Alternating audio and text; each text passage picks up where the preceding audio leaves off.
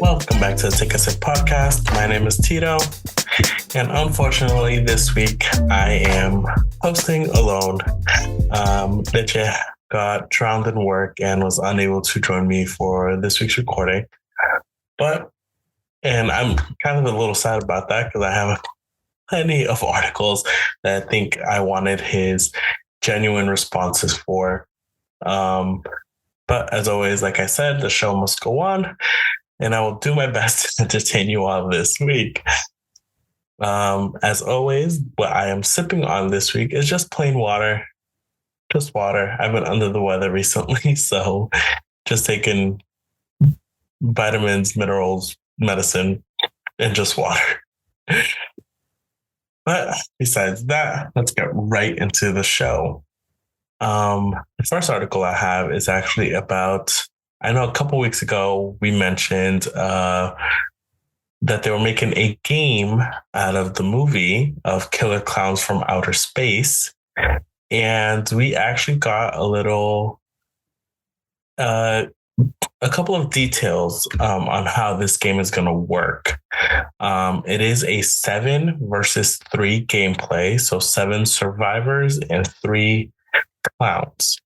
And then each clown is ranked into different classes. Obviously from the regular tank to a scout, which is able to move a little faster and do a little bit of reconnaissance in areas you don't know on the map yet. You have a trapper that slows down the survivors.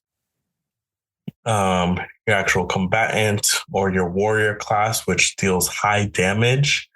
But I'm assuming that's going to come with pullbacks of being able to actually keep up with survivors and or being able to lay down traps.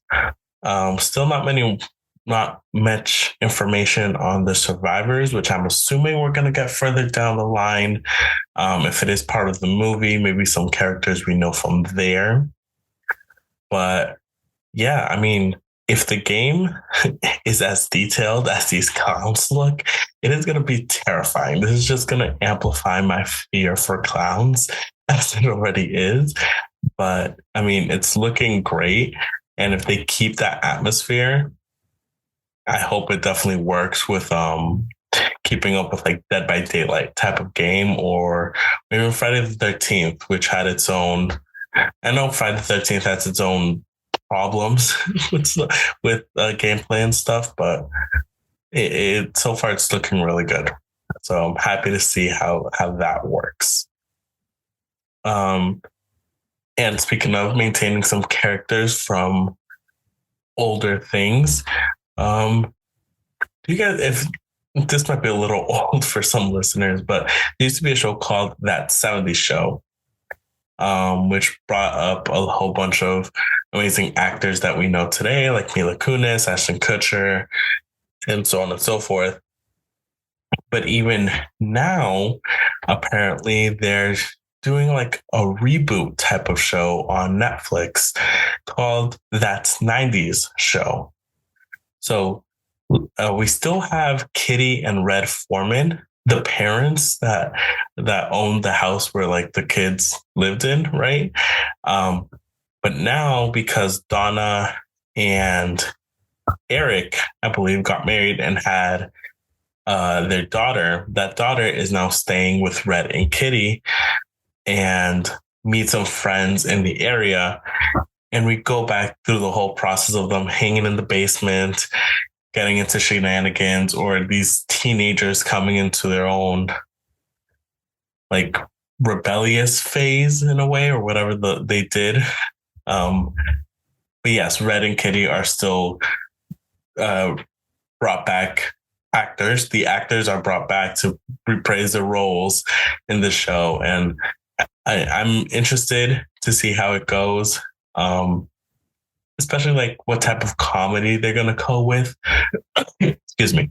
What type of comedy they're going to go with, considering it now has to be updated, but they're keeping it in the 90s. So fashion and references have to be maintained in the 90s. Which again, I'm super excited about. I believe it's already out on Netflix if you guys want to watch. I know I'm definitely going to be watching this now on my commutes to and from work. So yeah, that's an exciting news right there. A little bit more. We got an official cinematic trailer for Hogwarts Legacy, the Harry Potter game that's coming out, which we get to see a little bit of how you. I'm assuming you're starting the game in Diagon Alley, because that's where it seems like where the owl dropped off your letter, which seems a little bit weird. Like, how do you know about Diagon Alley unless you're already part of the wizarding world, right? I know Harry thought he was just a muggle. I know Hermione is a wizard with muggle parents. Um, so I'm just interested to know how the game would first originally start, like what your starting point is, and being in Diagon Alley, gathering your wand, your pet, your right the creature that brings you your letters, your mails for every now and then that we know of, and even a broom, maybe. I don't know. But yes, we then see the whole process of someone getting sorted or something happening at the school with some students and Professor McGonagall trying to calm the students down. We get a little bit of the wood scene when they're fighting off the spiders. If you don't know the spiders, that's I believe from the Sorcerer's Stone. When they thought the spider was actually the one. No, it wasn't the Chamber of Secrets. Sorry, Chamber of Secrets. But they thought the spider was the one turning everyone to stone. Because they had like a little flashback moment with Hagrid and what that happened. So yes, we do get a little bit of a reference to that. I know we've seen certain creatures before, like the hippogriff, I believe it was.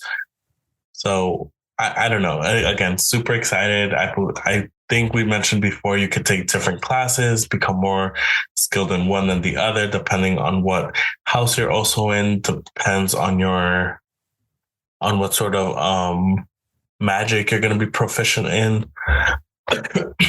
And I believe it originally comes out first for PlayStation 5 and the Xbox Series X and S and PC on February 10th. Then PlayStation 4 and Xbox One will get it on April 4th. And then the Nintendo Switch doesn't get it until July 25th. So even though the game literally comes out next month, unless you have a PC or any of the newer systems, you're either waiting another 2 to 4 months before you could even get your hand on it. I originally wanted to play it on my Switch. Now knowing I have to wait 4 months, I might just get it for my Xbox One because I don't have a PC and I don't have an updated system. So yeah, I'm either gonna have to play it on April 4th or wait till July to get that. That's some unfortunate news. I wish it was all just coming out together at once. But when we're trying to move into the newer systems, right? The new gen systems, yeah, they're going to prioritize those first before starting to go back and adjust certain things so that older gens are able to withhold it, like hold the bandwidth of the game and the type of graphics that can run it, right? And even with the Nintendo Switch, it's so hard because it's still its own, let alone device. But yeah, I mean the gameplay looked great. The whole cinematics was amazing and all that, but I don't know. Debatable on on how big of a Harry Potter fan you are, because I know we have Marvel stands, DC stands, Harry Potter stands, so like even like Star Wars and Star Trek is a whole like a whole battle within itself. But I'm definitely excited to see the actual game fully come through and what they actually keep from what we've seen in past trailers to what changes they make when the full game releases. Because always cinematic trailers are never actual gameplay. They're just meant to visually catch your attention. So even stuff that I probably did talk about right now probably won't even be a part of the game. It was just to set the atmosphere, right? But visually, Hogwarts, the actual castle building school, looks incredible. The little bit of Diagon Alley we saw looked awesome. Hopefully we actually do get to travel in Diagon Alley. Get some butterbeer while we're out there in our own Nimbus 5000. But yeah, another bit more of nostalgia news, if you guys are into that. Recently there was they just announced that the Mighty Morphin Power Rangers once and always are doing an anniversary special. Sorry. The Mighty Morphin Power Rangers are doing an anniversary special called Once and Always. So for that, we actually see that it's some of older Power Rangers reprising their roles, right? So we do see, like, from the first original Power Rangers, we do get to see Billy and Zach take back the roles as the Black and Blue Rangers. But then along with them, the second season of, not the second season, but the second version of the Mighty Morphin Rangers, we got Rocky as the Red Ranger again. You get Adam Park as the Black Ranger as well. So we're getting 2 Black Rangers for this. And we're getting Aisha Campbell as the Yellow Ranger. And even Catherine Hillard, aka Kat, as the Pink Ranger, right? So it's cool to see that they're bringing together two different Morphin Power Rangers, Mighty Morphin Power Rangers, because obviously, from past news to even today, I believe the girl who played Trini, she passed away a couple years ago, and even more recently, R.I.P. Jason David Frank, who played Tommy, also recently died at the age of 49. Jason played Tommy for years, not just as the Green Ranger. He was the White Ranger. He was in Power Rangers Dino, I believe. I mean, this man stayed very loyal to the whole Power Rangers bubble and atmosphere. So even kids today that have watched Power Rangers know who they are alongside us older Power Ranger fans. So yes, that is sad. But we do see in this trailer as well that there is a Green Ranger in the background in a couple of scenes. So that is going to be very interesting to see who is taking up that role. Because along in the cast, we do also have Alpha 5. I believe Rita Repulsa is also gonna be part of the film. And yeah, I mean, it's gonna be cool seeing the Power Rangers grown up, what type of storyline they're gonna set, right, for this anniversary type of thing, how the 2 different Black Rangers are gonna interact with each other. Because I don't remember if they had a scene where they were passing on the suit that helped them morph. Right? I know they did that for a couple of the seasons, right? Saying goodbye to the older Rangers and introducing the newer ones. I believe they did that for Zeo. I could be wrong. But yes, I know they did that for a couple of them. So it's going to be interesting to see this. Oh, they should have brought back the little kid from Turbo because he's technically an adult now. Right? The Blue Ranger. Yeah. But yeah, so there is that. I know, but Leche was the one that brought this topic in our Discord. So I know he probably has a lot to say to this. So even maybe next week, if he does join me again, we will have him hit on a couple of these topics before we talk about the newer topics. And again, this might be a quicker episode, guys, but just bear with me. And this is where I wanted Leche to really hit. So if he does listen to this, I definitely want his input on this next week. Avatar: The Last Airbender actually put out like a 5-year plan timeline type of thing. So I know that in the summer of this year, they are releasing Avatar: The Last Airbender Book 1, Water, the live action on Netflix, which I know we spoke about. And after that, there is about a 2-year window where they then put out Book 2, Earth, also on the live action Netflix adaptation.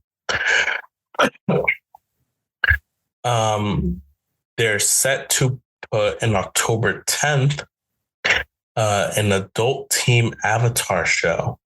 So we do get Aang, Katara, Toph, Zuko, and oh my god, why can't I remember his name? Katara's brother, as like adults, and kind of like how Korra would have her flashbacks. We do see them around that age range and how they got to that point, helping society move forward and bringing the city up, right? And what actually happened with the Avatar as time went on. How we mentioned last week or 2 weeks ago, in 2025, we get the new Earth Avatar animated series. So after Korra passes, the next would be an Earth beginning Avatar. And then we finally get that series, right? Then apparently they're just having a show or an animated film for just Zuko. I do believe the same voice actor. One second.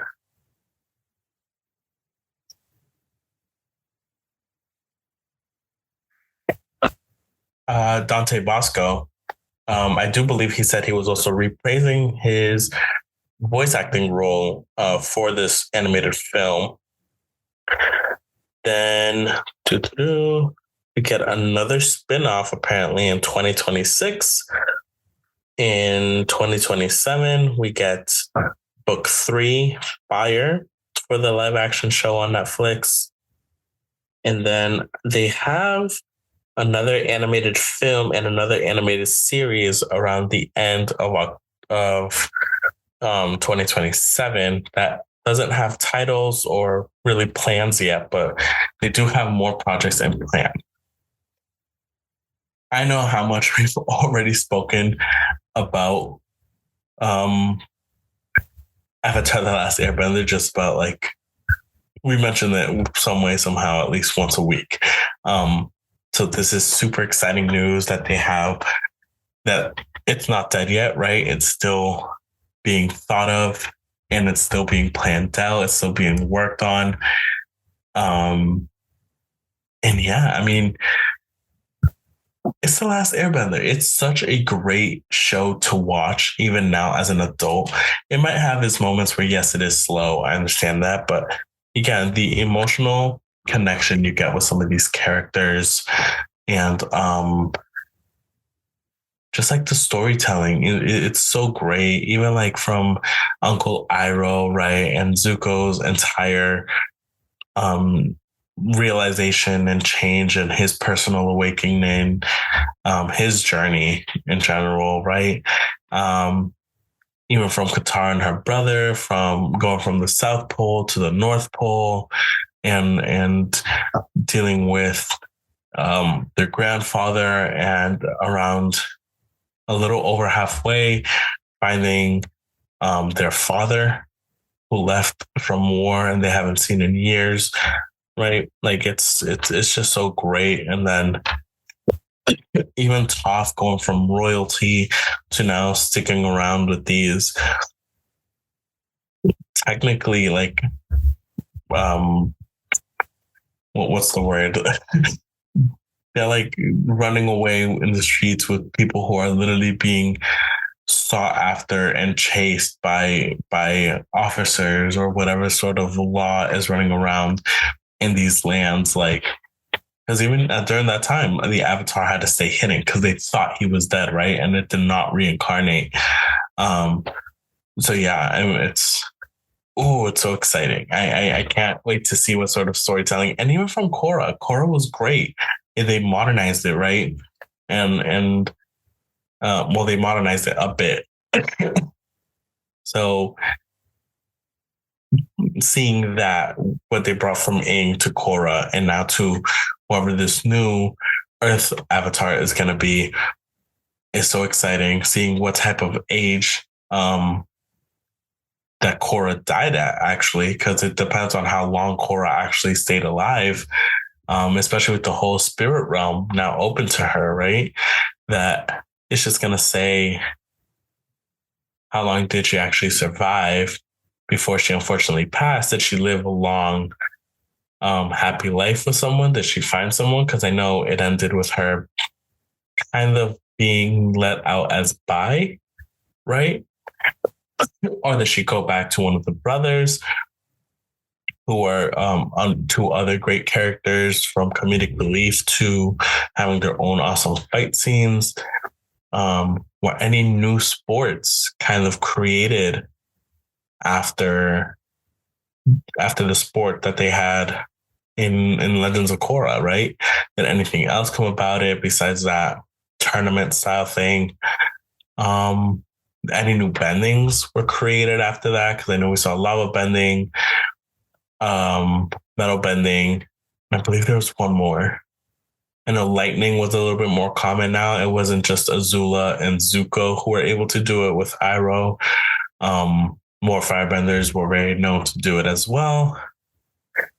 And yeah, it's so cool. Like, I'm excited. I'm super excited. And even like the whole airbending, all the airbenders, the whole, was it a clan? The whole airbending tribe was now reignited with new airbenders, right? Who are now all becoming these monks in a way and training as airbenders and seeing how they have grown. If they've invented their own new sort of bending style, because I know with water you have ice, right?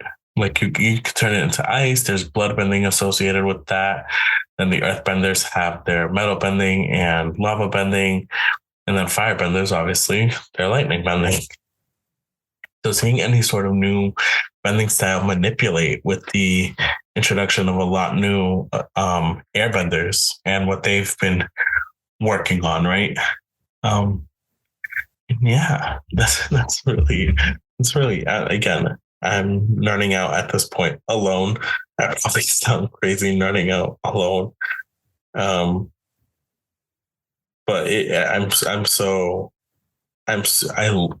airbending, the Avatar is just such a great show. I'm super excited for it. And I mean, yeah.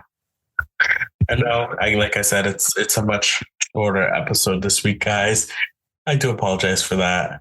But yeah, Leche will hopefully be with us next week. Like I said, next week might be a little longer because we might backtrack on these topics and see his point of view on these. And yeah, that's really it from me. You guys can find Leche and annoy him at Leche Minuesa on Instagram. And I believe Techno Freak 95 on Twitch. As of for me, I am at One Alpha Penguin on Instagram and also at One Alpha Penguin on Twitch. And you guys can follow the podcast at take a sip _pod. On Instagram, and then youtube.com/take a sip on YouTube. Follow the links on the description. Like, comment, share, subscribe, share with friends, and I will see you all next week. Bye bye, guys.